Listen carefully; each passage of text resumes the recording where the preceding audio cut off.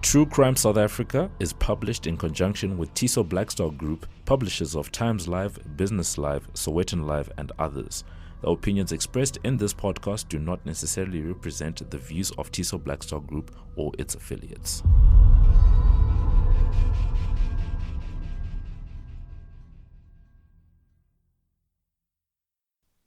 Welcome to True Crime South Africa. I'm your host, Nicole Engelbrecht, and you're listening to episode 12, The Unsolved Case of the River Strangler. This case represented many firsts for me in my True Crime South Africa journey. It was the first case where I'd been unable to find any news articles online regarding it. The case took place at a time in our history where we still read physical newspapers, so very little had been published online about it. This is a serial murder case, and frighteningly, it's an unsolved series. I'm telling you up front that no one has ever been apprehended for the murders we're about to discuss, because I want you to keep that in mind when I discuss the events. I want you to ask yourself if you heard anything or know anything. I want you to picture where you were when these events occurred, because at the end of this episode, I don't want you to just go away with a sense of sadness for the victims. I want you to go away and start a conversation about this case, and have that conversation with every person that you can. Not only do the memories of the victims stay alive when we talk about them, but just maybe, somewhere, the right person will be listening. I first heard about this case while reading one of Mickey Pistorius's books. She included a brief synopsis on the case, as she'd been called in to profile the offender, along with Elmarie Myburg. The idea that a serial killer who had committed such vicious acts was possibly still roaming South Africa haunted me, as did the fact that 2 young girls, as well as 2 surviving victims, did not get the justice they deserved. I've been looking into this case on and off for a few months, and ended up speaking to about 15 different people regarding the case. Pistorius's book focuses on the hard facts, and as such, I still had no idea who the 2 victims were, and there was no way I was going to cover the case if the victims were just going to be names on a piece of paper. I found a Facebook group for current and previous residents of Pinetown where the case took place. There were a few posts where people discussed the events of that time, and so I started messaging people. I'd expected a backlash, perhaps some people who really didn't want to talk about such a devastating event, but that wasn't what I got. What I found was a whole lot of people who had lived with this horrible thing in the back of their mind for 25 years, and were either very happy to be able to talk about it, or just comfortable sharing their experiences. To clarify, in talking to these people, I wasn't looking for salacious details about the crimes themselves. I wanted to start seeing the victims through the eyes of these people who knew and loved them. I'll get into exactly what was discussed a bit later, but I felt it important to explain my process. There's a conversation I had while researching this case that will stay with me forever. It was with Michelle Forsyth, one of the victim's school friends. She had been so glad to hear that someone was looking into her friend's case, and she agreed to chat to me on the phone. I was not prepared for that conversation. As Michelle discussed her memories of her friend and the horrifying day she was killed, I could hear the raw emotion in her voice. 25 years later, the loss of her friend in such a brutal way had left an indelible mark on her life. I've been fortunate enough to have never lost anyone very close to me to an act of violence, and this conversation made me realize how the trauma of this never really goes away. The world forgets and moves on, but the people who loved the victims never forget, ever. The actions of one individual scarred an entire community and sent ripples out into time that are bumping up against people 2.5 decades later. Let's get into the case of the River Strangler.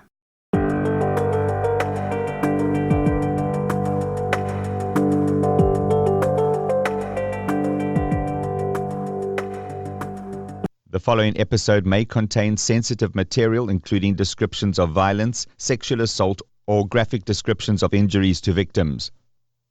If you feel you may be triggered by such material, please consider this before accessing our content. To access trauma counseling or services, please see the helpline information on our show notes.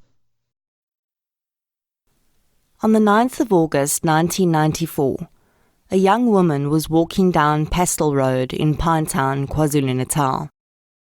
As she passed an area of shrubbery, a man emerged.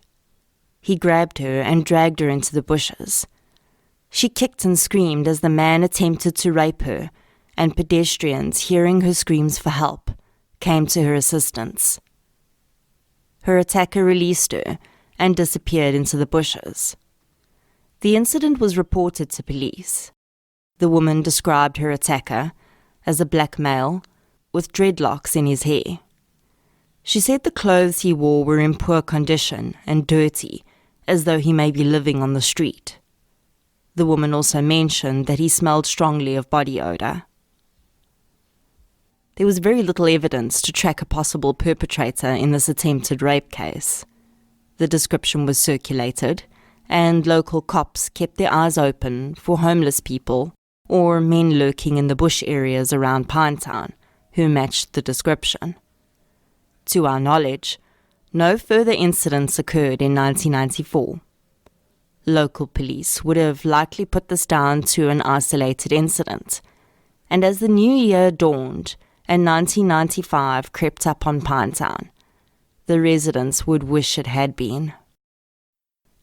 The 12th of February 1995 was a lazy, humid Sunday in Pinetown. 13-year-old Kim Boddington lived with her mother in a block of flats. Her parents had recently divorced, and there are reports that Kim and her mom had just moved to Pinetown from Johannesburg. The first initial months after a divorce are never easy for children, and the combination of being in teen years makes it even more difficult. That Sunday afternoon, Kim and her mom had a disagreement, and Kim left the flat with a book to read, hoping to calm down in the shade of a tree next to the river which was behind their block of flats. When Kim had not returned by 5 o'clock that afternoon, her mother contacted her ex-husband, Kim's father. Lorraine Kevaney went to Kloof High in 1995, the same school that Kim attended. She had met Kim just 6 weeks before. She remembers Kim as being tall for their age group, with long, dark hair. Lorraine describes Kim as having a great sense of humour and being full of fun. There was also a gentleness about her, she says. They would sit together at break time, and she feels that they had a really nice friendship forming. On the Monday morning after Kim disappeared, a special announcement was made in assembly. The children were advised that Kim had not returned home the previous day, and if anyone had any information about her whereabouts, they should let a teacher know. Many assumed that Kim may have run away due to the disagreement she had with her mother. Her friends' houses were checked, and it soon became clear that Kim was not with any of them. Having been in the area for such a short period, Kim wouldn't have had access to very many resources. As the days ticked past, it became more unlikely that the young girl had left of her own accord. On the morning of the 15th of February 1995, Kim's father continued his search and started in the bush area behind the block of flats. In the river, floating just off the bank, he found the partially clothed body of his 13-year-old daughter. Kim Boddington had been raped and strangled. Scene forensics would later determine that Kim had been sitting under the tree reading her book when she'd been approached from behind. The assailant had likely covered her mouth to stop her screaming, as none of the residents of the nearby flats had heard anything that day. Kim had fought back, but the assailant had torn off her shorts, raped her, and then strangled her. Her book, necklace, and high-tech shoes were missing.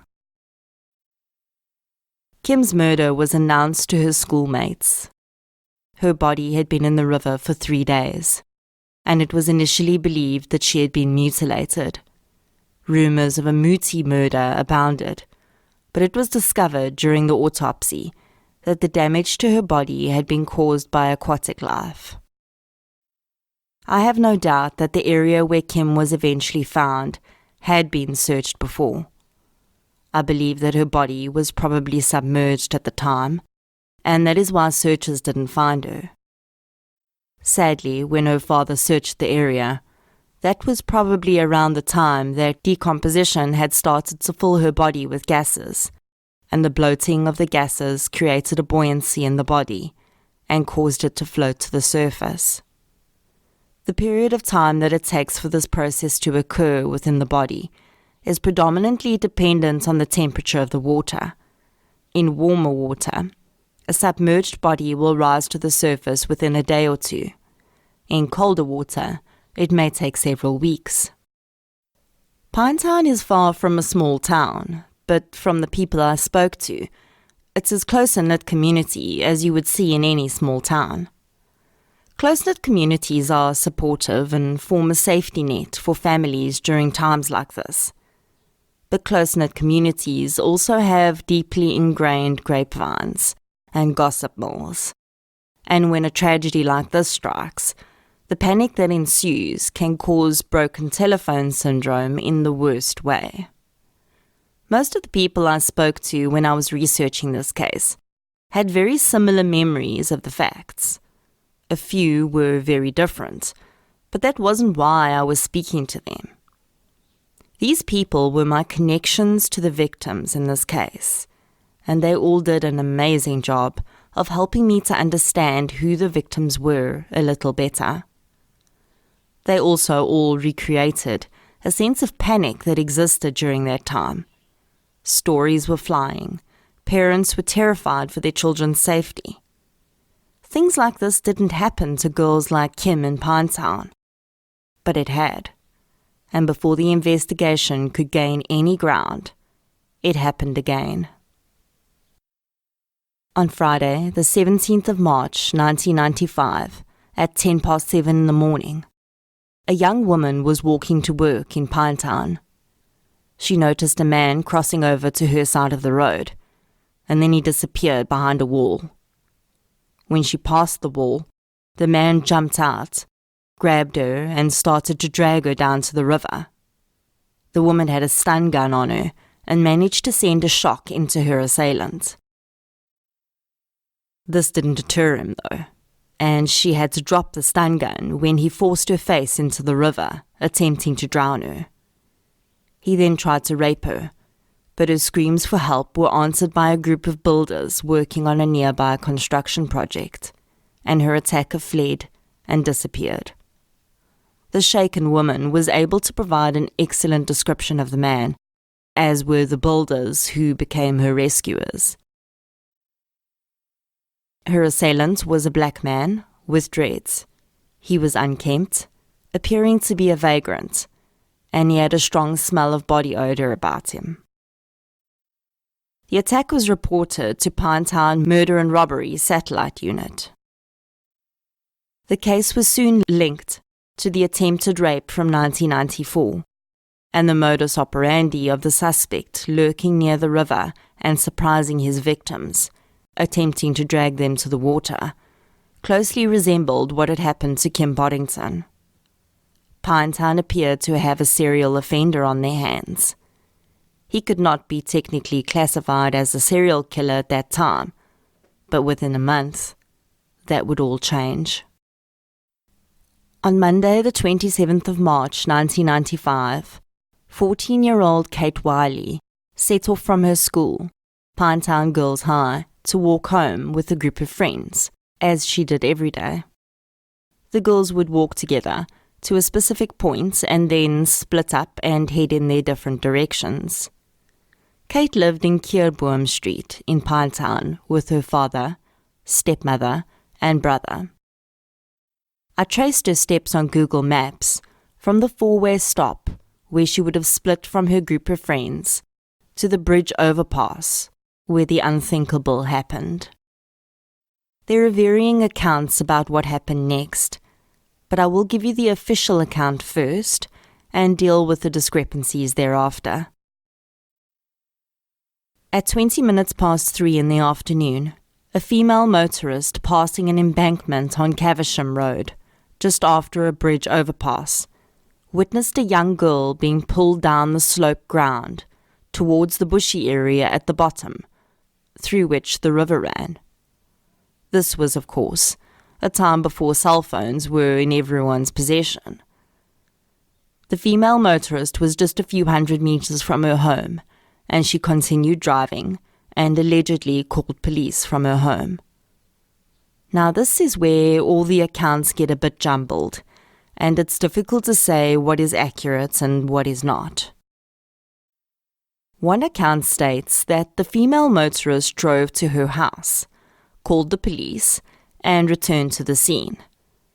But I also spoke to an ex-police officer who didn't personally work the case, but he was on duty in Pinetown on the day in question. He told me that when Kate didn't return home, her stepmother, who was a family friend of his, contacted him and asked if he could help look for her, which he did. But if the female motorist had called the police around 3:30, he probably would have put 2 and 2 together. What we do know for sure is that by the time Kate Wiley was found, she was sadly no longer alive.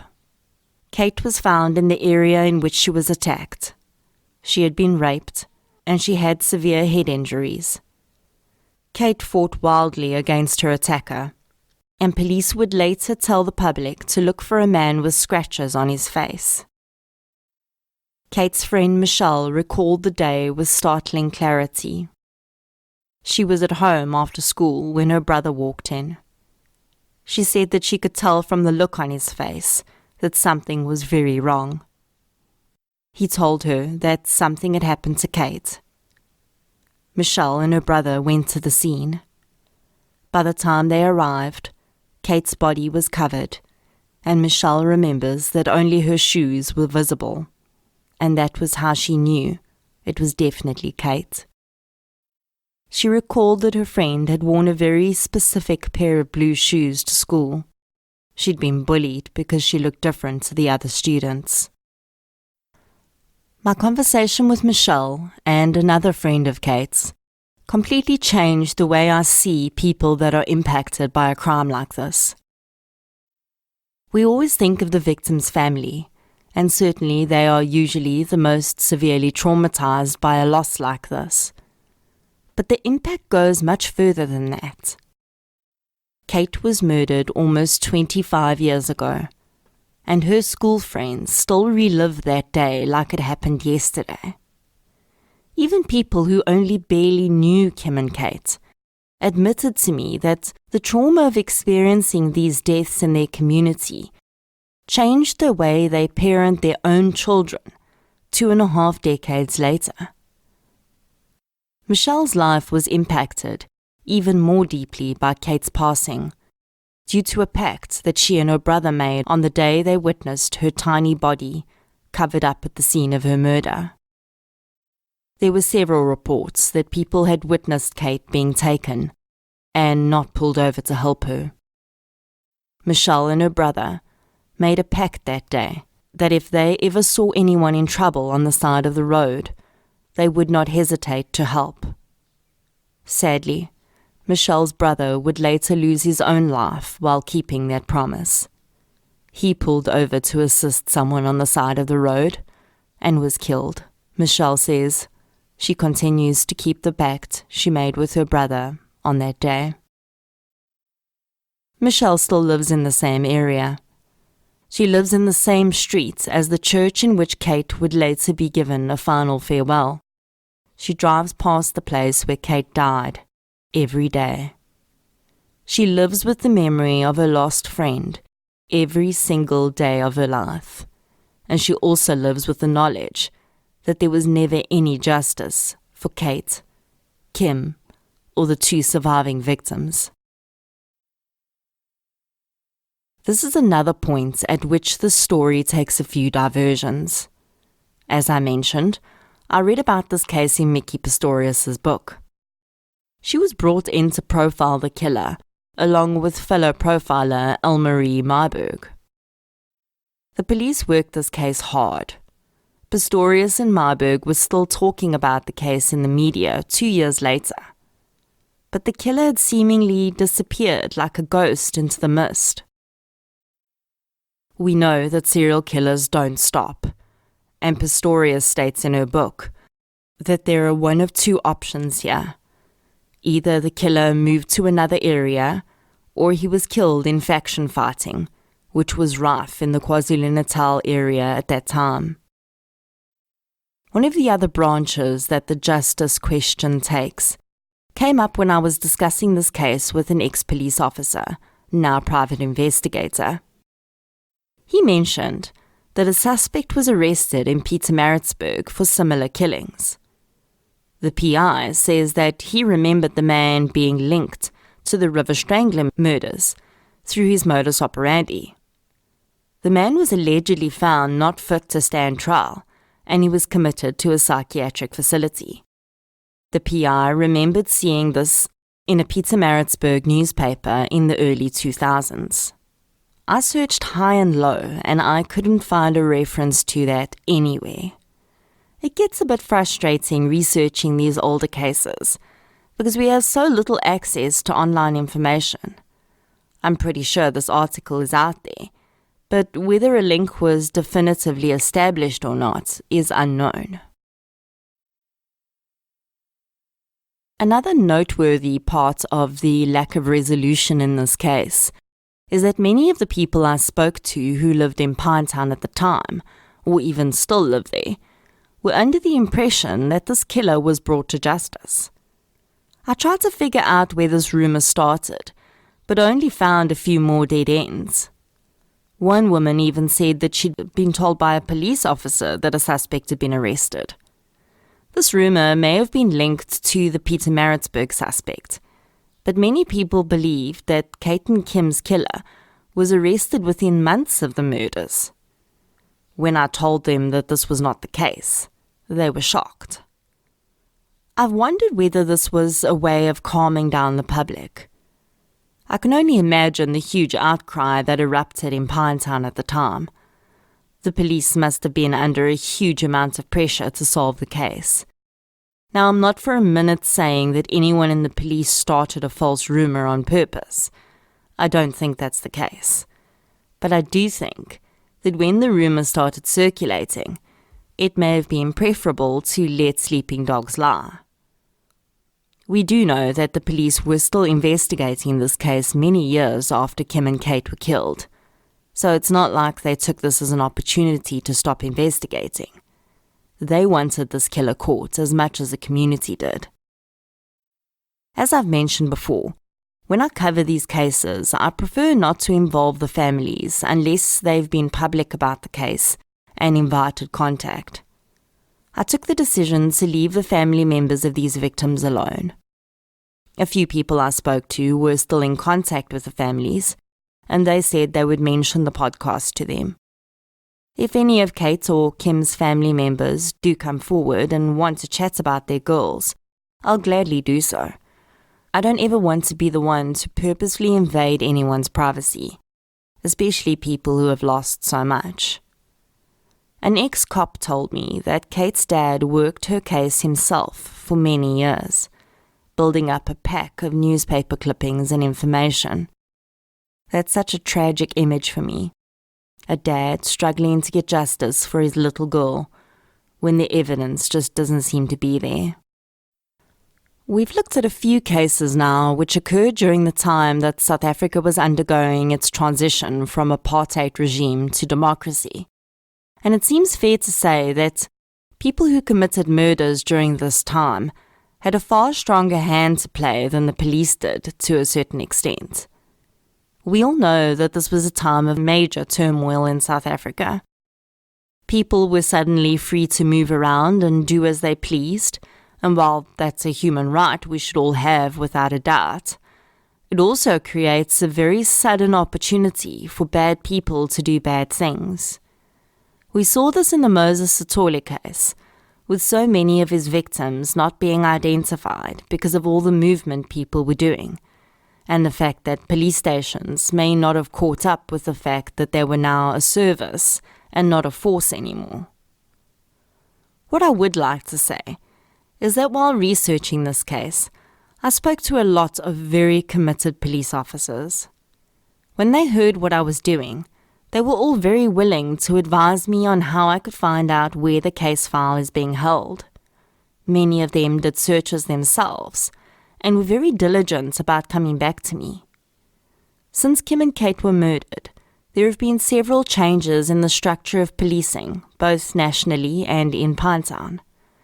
The premises of the Pinetown police station moved at least once after the girls were murdered. The Serious and Violent Crimes Unit was formed, and cases of this nature were handed over to that unit, and then it was disbanded, and the cases went back to the local stations. So now, 24 years later, it becomes extremely difficult to figure out under whose jurisdiction the case now falls. On the positive side, many members of the police still remember this case. It certainly hasn't been forgotten. The good news is that information is shared between the various provincial arms of South Africa's investigative psychology unit. So if a modus operandi similar to the river Strangler were to be found elsewhere in the country, there's a very good chance it would be picked up on.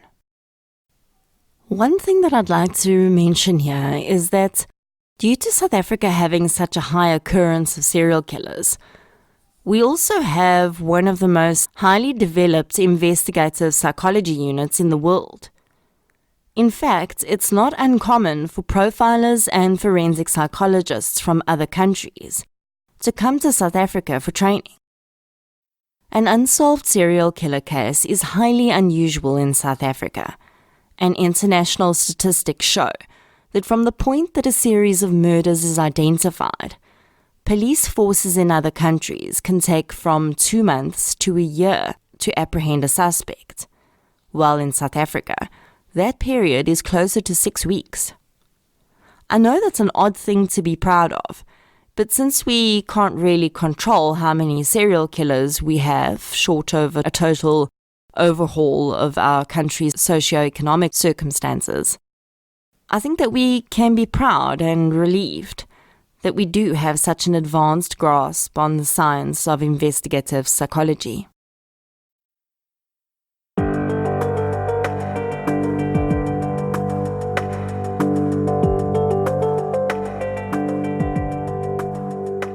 We know that the investigative psychology unit classed this case as a serial murder, and I can certainly see why they would have done that. I believe that this was predominantly based on the modus operandi of the killer. A few members of the public that I spoke to expressed frustration that it had been classed as a serial offence, because the cause of death in Kim's case was strangling, and in Kate's case, she was essentially bludgeoned to death. Serial killers do change their method of killing, though. For this killer, the major fantasy was most likely about the rape, and the murder was a way to silence and further control the victim. His fantasy developed, and he may have realized that it takes a very long time to strangle someone. His acts were very public, and in Kate's case, he may have suspected that passing motorists had seen him, so he chose a quicker method of killing. If I managed to find the station that held this case file, my question would have been, is there DNA? As we know, most cold cases are solved on the basis of DNA. Just recently, we've seen a 12-year-old cold case in Stellenbosch solved through a DNA match. We were definitely collecting DNA from crime scenes in 1995, and with there being sexual assaults in Kim and Kate's case, I'm sure that there must have been some DNA left behind. But you need a sample to compare that DNA to, and therein lies the challenge. Kim Boddington's high school friend Lorraine remembers that Kim's birthday stayed on her homeroom teacher's birthday wall in her classroom for the rest of the year. Lorraine has never forgotten that date, and she thinks about her lost friend every year on her birthday. Kate Wiley was described as a quiet girl, and unfortunately, I was told by many people that she was bullied at school. This fact seemed to deepen the sadness that her friends felt about her passing.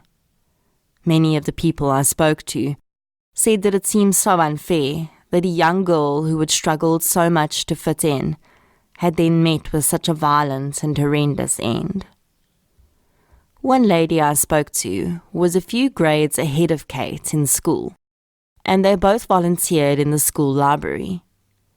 She spoke about how Kate seemed to look up to her and admire her, and she'd found this strange at the time because there was a significant age difference. But she was always kind to Kate and happy to chat with her while they were in the library together. She hadn't been aware that Kate was a victim of bullying, so when I mentioned this fact to her, it all fell into place. She then realized that Kate was gravitating towards her because she showed her kindness. I felt it important to mention to her that she was probably one of the few people at school who had shown Kate any kindness in her last days, and that she most likely made a big impact on the young girl without even knowing it. You never know what someone is going through, and you never know how much a kind word means to someone. You also never know what that person's future holds, and your kindness may just be some of the loss they experience. I spoke to another friend of Kate's, Sandy Jordan, who now lives in Australia. She knew Kate from the age of 9. Sandy is still extremely traumatised. She told me that she feels guilty because she had to part ways with Kate when they were walking home that day, and she believes that if she hadn't done that, Kate may still be alive. I mentioned to Sandy that she's experiencing survivor's guilt. She made mention of many other circumstances that, if they'd just been slightly different, would have changed the entire outcome of that day. This is so common in cases like this. But as I told Sandy, the fact remains that there's only one person responsible for Kate's death, and that's the man that took her life. We all make decisions on a daily basis, and we have no idea how those decisions may impact someone else's future. But the guilt for a situation like this will never rest with anyone except the perpetrator. Sandy remembers Kate as being kind and gentle, and always positive no matter what challenges life threw at her. Sandy doesn't believe that Kate's murder was linked to Kim's. She believes that there was more than one person involved in Kate's murder. What stood out for me so vividly in my conversation with Sandy was her deep grief, and how the loss of her school friend 24 years ago has impacted so many aspects of her life. I recently listened to an audiobook called No Stone Unturned, which is about the formation of the Necrosearch Group in America, a group of people from all different scientific, forensic, and law enforcement backgrounds that formed in the 1970s to help uncover clandestine graves. They use a phrase to explain why they look for the graves of people who have been murdered, sometimes decades before. The phrase is, "There is no statute of limitations on grief." I think that phrase perfectly describes this case. No matter how much time has passed since the murders of Kim Boddington and Kate Wiley, the grief and trauma for their community, friends, and family remains as vivid and painful as the day they were taken. This episode took a long time to come to fruition, and in the end I had to decide whether to wait to see if I could find more evidence about the case or proceed with what I had.